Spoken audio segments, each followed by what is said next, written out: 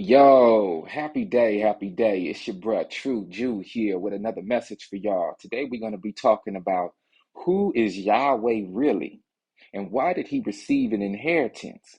Okay, now this is going to be a shock of the sun. It's going to be kind of a trip. So, in order to get where I got with this information, you're going to have to dig deep, really deeply, outside of the King James Version of the Bible and many of the modern published versions of the Bible. And you have to go into the early manuscripts like the Septuagint, the Dead Sea Scrolls, but also, also in particularly the Ugaritic texts, okay? And to really grasp what I'm saying, you're going to have to dig into those documents to see the truth of what I'm bringing forth.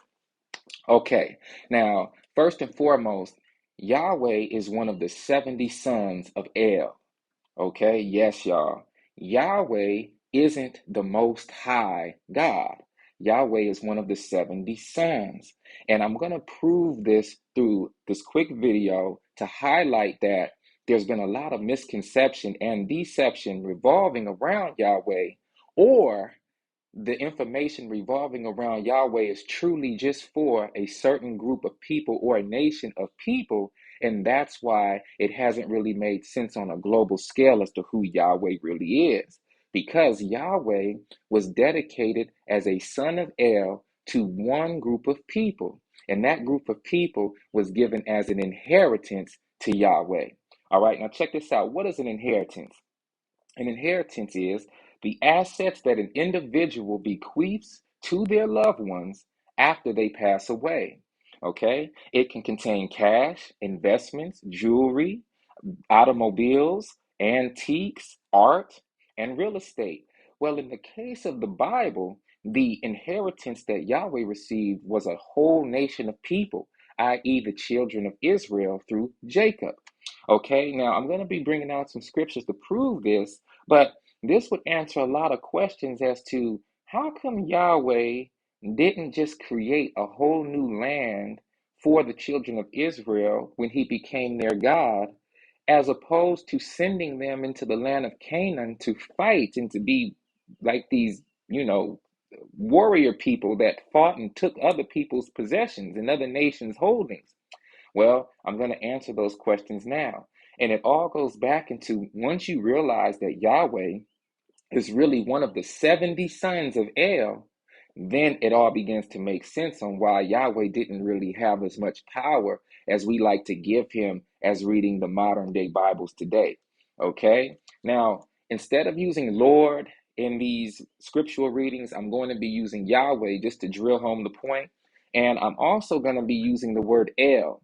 Now, the word El is the father of the gods, especially in the Canaanite understanding and understanding of the Godhead.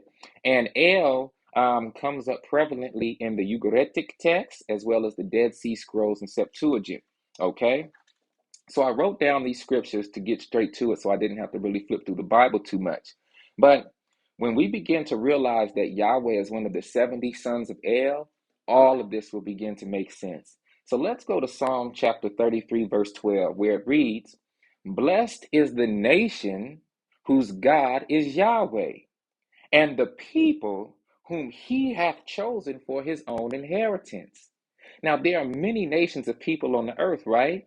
Well, the reason that we're having such a problem right now with the Bible and trying to figure out who are these chosen ones and who are these people and what's going on with this narrative is because we have been removed from the context on who Yahweh really is. So once we begin to realize that Yahweh is one of the 70 sons of El, and El gave all of his 70 sons an inheritance, meaning in this case, the inheritance were nations of people. The nation of people who Yahweh inherited were Jacob, or the children of Israel. So blessed is the nation, Israel, whose God is Yahweh, and the people, the children of Israel, whom he hath chosen for his own inheritance.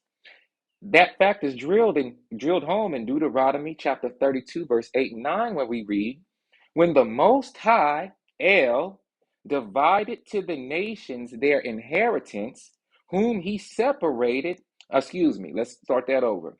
"When the Most High," meaning El, "divided to the nations their inheritance, when he separated the sons of Adam, he set the bounds of the people according to the number of the children of El. For Yahweh's portion is his people, Jacob is the lot of his inheritance. So, right there in Deuteronomy, we see that El separated and divided the nations for inheritance sake, okay, to distribute and allot to his 70 sons. Now, the portion that El distributed to Yahweh was Jacob, or the children of Israel. In Isaiah chapter 19:24, we see, when the Lord, or Yahweh of hosts, shall bless, saying, Blessed be Egypt, my people, and Assyria, the work of my hands, and Israel, mine inheritance. So once again, we see this word inheritance, and right here, Yahweh is admitting and claiming that his inheritance is definitely Israel, or the children of Israel, i.e., the children of Jacob. So this is why Yahweh got the inheritance, and why we see throughout the word Yahweh has an inheritance, but it also brings light onto who Yahweh truly is. So Yahweh is not the Most High. Now Yahweh is also Allah. Yahweh and Allah are the same being. Now when you begin to realize this, now you can see why there's certain traits and characteristics that Yahweh has, like saying, I'm a jealous God and there is no other God beside me, and how Yahweh is declaring and demanding blood sacrifices all the time, which we'll get into in another video, Most High Mama and Papa willing.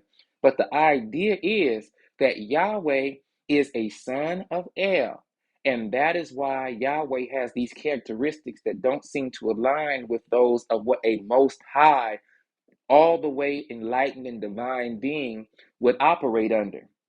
Okay? So, as you begin to read these texts from that perspective, I hope that the light is made clear to you and you have more clarity as to what's really going on.